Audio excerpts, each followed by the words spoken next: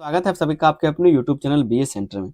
यहाँ पर हम लोग सोशियोलॉजी का एक मोस्ट इंपॉर्टेंट क्वेश्चन समझेंगे कि सामाजिक समूह की परिभाषा देते हुए उसके प्रकारों एवं विशेषताओं का वर्णन कीजिए। सामाजिक समूह क्या होता है, परिभाषा देना है, इसके कितने प्रकार हैं, प्रकारों के बारे में बताना और इसकी विशेषताओं को समझाना है। ठीक है, मोस्ट इंपॉर्टेंट क्वेश्चन आपका 15 नंबर के लिए। सबसे पहले आप लोग ये समझिए कि सामाजिक समूह होता क्या है। सामाजिक समूह, समूह का मतलब आपको पता चल रहा होगा कि वहां पर एक लोग तो नहीं होगा, एक से ज्यादा व्यक्ति होंगे। तो सामाजिक समूह वही होता है जहां पर दो या फिर दो से अधिक व्यक्ति होते हैं, उसी को सामाजिक समूह कहा जाता है। और दोनों क्या है, तो एक दूसरे को किसी न किसी तरह से प्रभावित करते हैं, उसी को सामाजिक समूह कहा जाता है। हम लोग समझेंगे इस क्वेश्चन के आंसर को बहुत ही डिटेल में। आप लोग अगर चैनल पर नए तो आप लोग चैनल को सब्सक्राइब कर लीजिए, साथ में बेल आइकन को दबाकर उसको ऑल पर सेट जरूर कर लेंगे, ताकि आने वाला जो मेरा वीडियो उसका नोटिफिकेशन आप तक पहुंचता रहे और आप अच्छे से सारे सेमेस्टर तैयारी कर सके। ये वीडियो दोस्तों अगर आपको पसंद आएगा तो वीडियो को लाइक जरूर कर दीजिएगा, अपने दोस्तों में इसको शेयर भी कर देना है। ठीक है, अपने दोस्तों में इसको शेयर कर दीजिएगा और वीडियो को आप लोग अंत तक देखें ताकि आप अच्छे से इस चीज को समझ सके। हम लोग इसकी भूमिका को समझते हैं। कहा जा रहा है कि मनुष्य एक सामाजिक प्राणी है और वह अपने जीवन की आवश्यकताओं को पूरा करने के लिए विभिन्न समूहों में रहता है। विभिन्न समूहों में वो रहता है, ठीक है, क्योंकि उसकी जीवन की कुछ आवश्यकताएं और वो एक सामाजिक प्राणी भी है। कोई भी व्यक्ति अकेले रहकर अपना विकास नहीं कर सकता, इसलिए वह परिवार में रहता है, मित्रों के साथ रहता है, विद्यालय या फिर अन्य संगठनों से जुड़ता है। कोई भी जो व्यक्ति है वो अकेले रह करके अपना विकास कर सकता है क्या? नहीं कर सकता। अगर उसको सुरक्षा का जरूरत है तो चाहिए कि वो उसका परिवार हो, तभी वो सुरक्षित रह सकता है। मित्र चाहिए, विद्यालय चाहिए ताकि वो शिक्षा ले सके, सही गलत में फर्क कर सके, ठीक है, और अन्य संगठनों के साथ इसलिए वो जुड़ जाता है। इन्हीं संगठित रूपों को सामाजिक समूह कहा जाता है। और ये जो संगठित रूप है जहाँ पर लोग एक दूसरे के साथ जुड़ते हैं, तो इसी को सामाजिक समूह कहा जाता है। सामाजिक समूह व्यक्ति के व्यवहार, सोच और व्यक्तित्व को गहराई से प्रभावित करता है। जो सामाजिक समूह, चाहे वो परिवार हो, चाहे वो मित्र हो, चाहे वो विद्यालय हो, ठीक है, ये सब क्या करता है, तो जो व्यक्ति है उसके सोच को, उसके व्यवहार को, उसके पर्सनैलिटी को गहराई से प्रभावित करने का काम करता है। आगे दोस्तों हम लोग समझेंगे सामाजिक समूह की परिभाषा को। सामाजिक समूह की परिभाषा क्या होता है, पहले तो आप लोग एक परिभाषा खुद से लिखेंगे या फिर जो हम लिख के लाए उसको आप लिख लीजिएगा। ठीक है, कहा जा रहा है कि सामाजिक समूह वह होता है जिसमें दो या फिर दो से अधिक व्यक्ति आपस में जुड़कर एक दूसरे से बातचीत और व्यवहार करते हैं। आपस में जुड़कर क्या है, तो एक दूसरे से बातचीत करेंगे या फिर व्यवहार करेंगे, मतलब रहने, खाने पीने, भाषा या फिर कोई भी तरह से क्या, जब दोनों को प्रभावित करेंगे तथा एक दूसरे को प्रभावित करते हैं, उसी को सामाजिक समूह कहा जाता है। आप लोग एक काम कीजिए कि आप लोग इस चीज को कॉपी में नोट करते चलिए। ठीक है, जो भी हम बताते हैं आप लोग को, आप लोग कॉपी में नोट करते चलिए, ताकि आपको अच्छे से ये चीज याद हो जाए और लिखने का प्रैक्टिस भी हो जाए। तो ये हमने परिभाषा को समझ लिया। आगे कुछ विद्वान हैं जिनके द्वारा सामाजिक समूह की परिभाषा दी गई, थोड़ा सा उसको हम लोग समझते हैं। पहले ऑकबर्न और निमकोफ के अनुसार, ये जो ऑकबर्न है या फिर जो निमकोफ, ये क्या कहते हैं सामाजिक समूह के बारे में। इनका मानना है कि सामाजिक समूह दो या फिर दो से अधिक व्यक्तियों का ऐसा समूह है जो आपस में परस्पर क्रिया करते हैं। मतलब क्या है, तो आपस में परस्पर क्रिया करते हैं, तो वही सामाजिक समूह कहलाता है। ठीक है, कहा जा रहा है कि सामाजिक समूह दो या फिर दो से अधिक व्यक्तियों का ऐसा समूह है, चाहे दो लोग हो या फिर उससे अधिक लोग हो, ऐसा समूह जो आपस में परस्पर क्रिया करते हैं, ठीक है, उसी को सामाजिक समूह कहा जाता है। दूसरे जो विद्वान है वो है मैकाइवर और पेज। इनके अनुसार क्या कहा जाता है सामाजिक समूह के बारे में। ये कहते हैं कि सामाजिक समूह उन व्यक्तियों का समूह है जो आपस में सामाजिक संबंध स्थापित करते हैं। उन सारे व्यक्तियों का समूह है जो आपस में क्या करते हैं, तो सामाजिक संबंध स्थापित करते हैं, उसी को सामाजिक समूह कहा जाता है, चाहे वो किसी भी प्रकार से हो। ठीक है, उसी को सामाजिक समूह कहा जाता है। तो ये कुछ विद्वानों के द्वारा परिभाषा दी गई। अगर आप सिर्फ नाम याद रख लेते हैं तभी आपका काम बन जाएगा। आपको क्या करना है, तो नाम याद रख लेना है और जो हम आपको समझा रहे हैं, जो आपको बता रहे हैं, उसी को इस इन्वर्टेड कॉमा में रख करके क्या है, तो अंदर में लिख दीजिएगा, 2 लाइन हो जाएगा आपका। आगे हम लोग जानेंगे सामाजिक समूह के प्रकार कि सामाजिक समूह के प्रकार क्या है। पहला जो प्रकार है सामाजिक समूह का वो है प्राथमिक समूह। इसके लिए एक अलग क्वेश्चन हम अलग से करवाएंगे, जहां पर आप प्राथमिक समूह और द्वितीय समूह के बीच में अंतर और समानता समझ पाएंगे। ठीक है, तो प्राथमिक समूह क्या होता है, इसका एक प्रकार है और वो क्या है उसको समझते हैं। सामाजिक समूह का एक प्रकार है प्राथमिक समूह, क्या है समझते हैं। ठीक है, कहा जा रहा है कि प्राथमिक समूह वह होता है जिसमें लोगों के बीच बहुत ही नजदीकी और व्यक्तिगत संबंध होते हैं। जहां पर लोगों के बीच में नजदीकी संबंध होता है और व्यक्तिगत संबंध होता है, उसको बोलते हैं प्राथमिक समूह। ठीक है, जैसे कि परिवार हो गया या फिर घनिष्ठ मित्र हो गया, जो आपका कह सकते हो जिगरी दोस्त है, या फिर जो आपका घनिष्ठ मित्र है, या फिर जो आपके परिवार है, जो रिश्तेदार हैं। ठीक है, ये सब क्या हो गया, आपके प्राथमिक समूह हो गए। इस प्रकार के समूह में लोग एक दूसरे के साथ अधिक समय बिताते हैं, एक दूसरे की भावनाओं को समझते हैं और सुख दुख के साथ देते हैं। सुख दुख में क्या है, तो साथ देने का काम करते हैं। जहां पर लोग भावनाओं के साथ जुड़े होते हैं, बहुत ही करीबी से जुड़े होते हैं, उसको बोलते हैं प्राथमिक समूह। ठीक है, यहाँ संबंध केवल काम के लिए नहीं बल्कि भावनात्मक जुड़ाव पर आधारित होते हैं। इसलिए इससे अपनापन और विश्वास अधिक होता है। इसलिए कहा जा रहा है कि इसमें जो है वो अपनापन ज्यादा होता है और विश्वास अधिक होता है। इसको बोलते हैं प्राथमिक समूह, जहां पर आप सिर्फ काम के लिए नहीं बल्कि भावनाओं के साथ जुड़े होते हैं, जहां पर आपकी नजदीकी ज्यादा होती है, ठीक है, सुख दुख में आप साथ देते हैं, उसको बोलते हैं प्राथमिक समूह। जैसे अगर आपका दोस्त मुसीबत में फंस गया तो आप जाएंगे उसको ठीक करने के लिए, ठीक है, तो ये आपका प्राथमिक समूह का एक उदाहरण हो गया। आपके परिवार में अगर कोई मुसीबत में है तो आप उसको ठीक करेंगे, तो ये आपका प्राथमिक समूह हो गया। अगर आपके रिश्तेदार जो है, आपके जो गांव के आपके करीबी लोग, उसको आप अगर समस्याओं में साथ देते तो वो आपका प्राथमिक समूह कहलाएगा।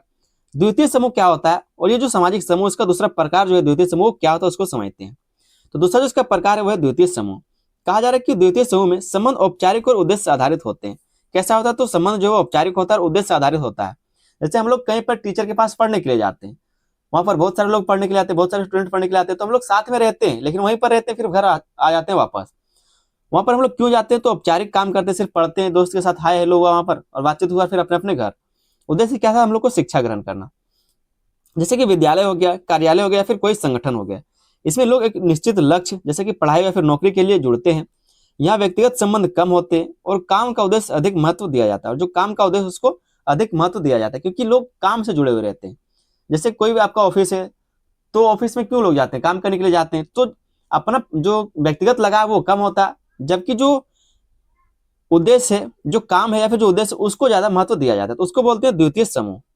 ठीक है, उम्मीद करते हैं आपको समझ में आया होगा। सामाजिक समूह का जो तीसरा प्रकार है वह है औपचारिक समूह, फॉर्मल ग्रुप। ठीक है, औपचारिक समूह वह होता है जिसमें नियम, पद और कार्य पहले से तय होते हैं।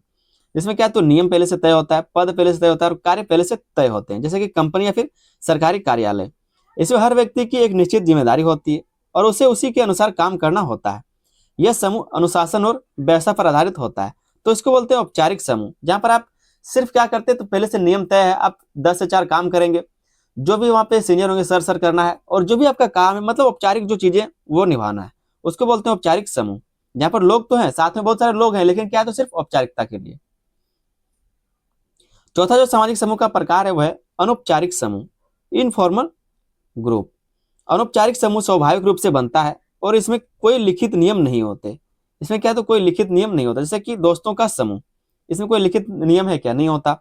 इसमें लोग अपनी इच्छा से जुड़ते हैं और संबंध व्यक्तिगत और सहज होते हैं।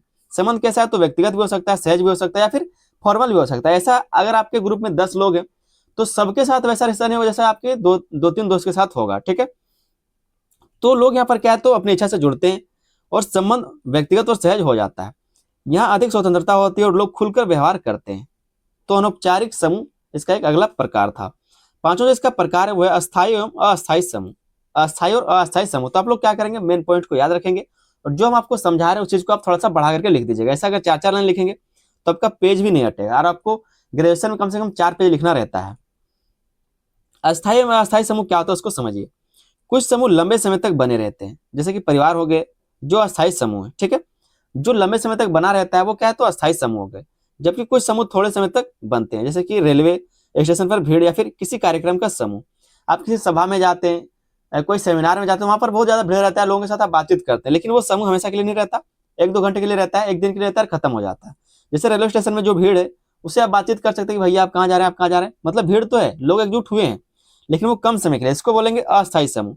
और जैसे कि परिवार हो गया, जो रिश्तेदार हो गए वो अपने हैं और लंबे समय तक वो रहेंगे अपना, तो इसको बोलेंगे अस्थायी समूह। ठीक है, ऐसे समूह उद्देश्य पूरा होने के बाद समाप्त हो जाते हैं।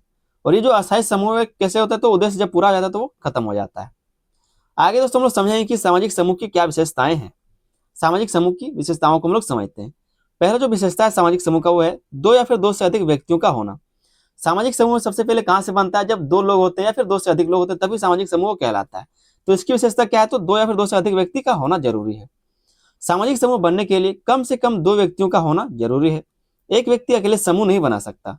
जब 2 या 2 से अधिक लोग एक दूसरे से जुड़ते हैं तभी समूह का निर्माण होता है। समूह कैसे बनता है, तो कम से कम 2 लोग चाहिए या फिर उससे अधिक लोग होंगे तब बन सकता है, अकेले से समूह नहीं होता। अगला जो इसका विशेषता है सामाजिक समूह का, वह पारस्परिक संबंध और संपर्क। पारस्परिक संबंध और संपर्क, समूह के सदस्यों के बीच आपसी संबंध और संपर्क होना आवश्यक है। जो भी समूह के लोग हैं उनके सदस्यों के बीच में आपसी संबंध होना चाहिए और संपर्क होना चाहिए। वे एक दूसरे से बातचीत करते हैं, विचार साझा करते हैं और एक दूसरे से व्यवहार को प्रभावित करते हैं। एक दूसरे के व्यवहार को क्या करते हैं, प्रभावित करते हैं, क्योंकि जब एक दूसरे से बातचीत करेंगे हो सकता है कि उनकी भाषाएं अलग हो, ठीक है, उनकी प्रकृति अलग हो, उनका कह सकते हैं कि जो तरीका है वो अलग हो सकता है, तो एक दूसरे को क्या तो वो प्रभावित करते हैं। आगे इसमें कहा जा रहा है कि यदि लोगों के बीच कोई संपर्क ही नहीं होता तो वह समूह नहीं माना जाता। अगर कोई संपर्क नहीं हो रहा तो वो समूह नहीं कहलाएगा, संपर्क होगा तभी जाकर के वो समूह कहलाएगा, ठीक है। तो पारस्परिक संबंध और संपर्क होना जरूरी है, ये इसकी एक विशेषता है सामाजिक समूह का। अगला इसका विशेषता है वह समान उद्देश्य या फिर हित, समान उद्देश्य या फिर हित होना जरूरी है। हर समूह का कोई ना कोई उद्देश्य या फिर लक्ष्य होता है, चाहे वो प्राथमिक समूह, द्वितीय समूह, औपचारिक समूह, अनौपचारिक समूह या फिर अस्थायी या फिर अस्थायी समूह, सभी समूह का क्या है तो कोई ना कोई उद्देश्य या फिर लक्ष्य होता है जो उसके सदस्यों को जोड़ता है। जैसे कि विद्यालय में पढ़ाई का उद्देश्य या फिर कार्यालय में काम का उद्देश्य, यही समान उद्देश्य समूह को बनाए रखता है और उसे दिशा देता है। तो समान उद्देश्य होना चाहिए या फिर कोई ना कोई हित होना चाहिए, कोई ना कोई उद्देश्य होना चाहिए तभी जाकर के समूह बन सकता है। चौथा जो इसका विशेषता है वो है हम की भावना, मतलब कोई भी अकेले नहीं, जब लोगों में हम की भावना आती है तो उसी को उसकी क्या है तो एक विशेषता है, ये आपका सामाजिक समूह का एक विशेषता है। समूह के सदस्यों में एक प्रकार का अपनापन और एकता होती है, वे अपने आप को समूह का हिस्सा मानते हैं और समूह के हित के लिए काम करते हैं। यह हम की भावना की समूह को मजबूत बनाती है, मतलब कोई भी अकेले महसूस ना करे, कोई भी क्या तो अकेले ना रहे, कोई भी समस्या आता है सभी कोई मिलकर के काम करे, तो उसी को बोलते हैं हम की भावना, ठीक है, जहां पर कोई अकेले नहीं हम की भावना रखते हैं। तो ये भी इसका एक विशेषता है। अगला जिसका विशेषता है वो है नियम और नियंत्रण, नियम और नियंत्रण का होना जरूरी है, ये भी इसकी एक विशेषता है। हर एक समूह में कुछ नियम और मानदंड होते हैं जिनका पालन करना आवश्यक होता है। ये नियम यह तय करते हैं कि सदस्यों को कैसे व्यवहार करना चाहिए, जो भी समूह के सदस्य उनको किस तरह से व्यवहार करना चाहिए, इसके लिए क्या है तो नियम और नियंत्रण है। इसे समूह में अनुशासन बना रहता है और अवस्था बनी रहती है, जो अव्यवस्था वो नहीं होता है, ठीक है, मतलब व्यवस्था बनी रहती है। तो नियम और नियंत्रण भी जरूरी है, ये भी इसकी एक विशेषता है सामाजिक समूह के। सामाजिक समूह का जो अगला विशेषता है वो है संगठन और संरचना। संगठन और संरचना, समूह में एक प्रकार की व्यवस्था होती है, जैसे कि किसी का नेतृत्व करना, किसी का काम करना आदि। इससे समूह के कार्य आसानी से पूरे होते हैं और हर व्यक्ति अपनी भूमिका समझ पाता है। समूह का मतलब क्या है, एक दूसरे का मदद करना, ठीक है, संगठन में रहना, संरचना बनाना, ठीक है, ये क्या है सब समूह का विशेषता है। कहा जा रहा है कि समूह में एक प्रकार की व्यवस्था होती है, जैसे किसी का नेतृत्व करना, किसी का नेतृत्व करना, ठीक है, किसी का काम करना आदि, मतलब अपना अपना क्या सभी का भूमिका रहता है। इसमें समूह के कार्य आसानी से पूरे हो जाते हैं और हर व्यक्ति अपनी भूमिका समझ पाता है। अगला इसका विशेषता है स्थायित्व। स्थायित्व, हर समूह का एक निश्चित समय और अस्तित्व होता है। कुछ समूह लंबे समय तक चलते हैं जबकि कुछ जल्दी समाप्त हो जाते हैं, और ये सब चीजें हम आपको पहले बता चुके हैं। लेकिन हर समूह किसी उद्देश्य के लिए ही बनता है और उसी के अनुसार चलता है। जैसे कोई भी रेलवे स्टेशन में भीड़ लगाए तो कहीं ना कहीं उद्देश्य क्या है, कहीं ना कहीं सभी को जाना। कोई सेमिनार है तो कुछ सीखने के लिए लोग आए, कुछ समझने के लिए, जानने के लिए लोग आए। जैसे कि हमारा एक परिवार है तो परिवार क्यों होता है, ताकि परिवार के जो जितने भी सदस्य उसकी रक्षा हो सके, उसका पालन पोषण हो सके, सही से परिवार चल सके, तो कुछ ना कुछ क्या तो उद्देश्य होता है। तो स्थायित्व जरूरी है, ये भी इसकी एक विशेषता है। आगे दोस्तों हम लोग छोटा सा एक निष्कर्ष देख लेते हैं। कहा जा रहा है कि सामाजिक समूह समाज की एक महत्वपूर्ण इकाई है जिसमें व्यक्ति आपस में संबंध बनाकर और एक दूसरे को प्रभावित करते हुए रहते हैं। इसके प्रकार और विशेषताएं व्यक्ति के जीवन को दिशा देती है और समाज को संगठित व मजबूत बनाती है। तो इस तरह से एक छोटा सा आप लोग निष्कर्ष लिख लीजिएगा। उम्मीद करते हैं क्वेश्चन का आंसर आपको समझ में आया होगा। आपको पूछा गया था कि सामाजिक समूह क्या है, इसके प्रकार और विशेषताएं बताइए। चैनल पर दोस्तों है तो आप लोग चैनल को सब्सक्राइब जरूर कर लीजिएगा, ठीक है। साथ में बेल आइकन को दबाइए और पर उसको सेट कर लीजिए ताकि आने वाला जो मेरा वीडियो उसका नोटिफिकेशन आप तक पहुंचता रहे और आप सारे सेमेस्टर में अच्छे से तैयारी कर सके। वीडियो पसंद आए तो वीडियो पर लाइक कर दीजिएगा, अपने दोस्तों में इसको शेयर भी कर देना। क्या करेंगे, आपको शेयर कर देना। मिलते हैं हम लोग किसी अगले वीडियो में, तब तक के लिए धन्यवाद। जय हिंद।